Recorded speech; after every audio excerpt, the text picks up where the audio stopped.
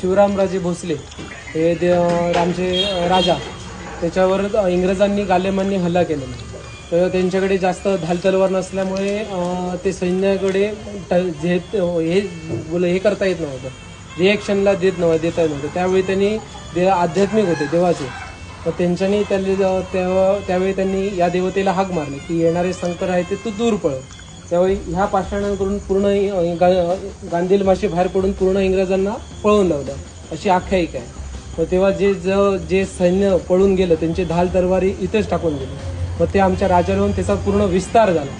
मग ते जेव्हा गांधील मासे वरती जाऊन बसले, ते तिकडे वरती काळ्याचं देवस्थान आहे, ते तिकडे जाऊन इथून मग ते या देवतेने त्या दृष्टांताप्रमाणे राजाला सांगितलं इथून मी 365 खेड्यांचा राखणदार करू. त्यामुळे या सिंधुदुर्ग जिल्हा रत्नागिरी जिल्हा जे एक होता त्यावेळीचे 365 खेड्यांचा अधिपती हे रक्षण करत आहे.